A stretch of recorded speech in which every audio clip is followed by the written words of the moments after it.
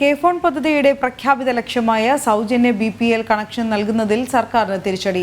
14,000 BPL വീടുകളിൽ connection എത്തിക്കാൻ 2 വർഷം മുൻപ് കരാറെടുത്ത കമ്പനി പാതി വഴിയിൽ പിന്മാറി. 7,000 കണക്ഷൻ നൽകിയെന്നും തദ്ദേശ വകുപ്പ് വഴി ലഭ്യമാക്കിയ ഗുണഭോക്തൃ പട്ടിക കൃത്യമല്ലാത്തതിനാൽ പിന്മാറുകയാണെന്നും കമ്പനി സർക്കാരിനെ അറിയിച്ചു. ഇടത് സർക്കാരിന്റെ കൊട്ടിയാഘോഷിച്ച കെ ഫോൺ പദ്ധതിയാണ് അവതാളത്തിലായത്. കെ ഫോൺ പദ്ധതിയുടെ പ്രഖ്യാപിത ലക്ഷ്യമായ സൗജന്യ BPL കണക്ഷൻ നൽകുന്നതിൽ സർക്കാരിന് തിരിച്ചടിയായിരിക്കുകയാണ്. 14,000 BPL വീടുകളിൽ കണക്ഷൻ എത്തിക്കാൻ 2 വർഷം മുൻപ് കരാറെടുത്ത കമ്പനി പാതി വഴിയിൽ പിന്മാറിയതോടെ സർക്കാരിന് ക്ഷീണമായി. 7,000 കണക്ഷൻ നൽകിയെന്നും തദ്ദേശ വകുപ്പ് വഴി ലഭ്യമാക്കിയ ഗുണഭോക്തൃ പട്ടിക കൃത്യമല്ലാത്തതാണ് കമ്പനിയുടെ പിന്മാറ്റ കാരണം. എന്നാൽ മാസങ്ങൾക്ക് മുൻപ് തന്നെ പട്ടികയിലെ തെറ്റുതിരുത്തി നൽകിയെന്നാണ് കെ ഫോണിന്റെ വിശദീകരണം. കണക്ഷൻ നൽകാൻ ബാക്കിയുള്ളത് ഏതെല്ലാം വീടുകളിലാണെന്ന വിവരവും കെ ഫോണിന് ലഭ്യമല്ല. ഈ വീടുകളുടെ പട്ടിക കൈമാറണമെന്ന് കമ്പനിയോട് കെ ഫോൺ ആവശ്യപ്പെട്ടിട്ടുണ്ട്.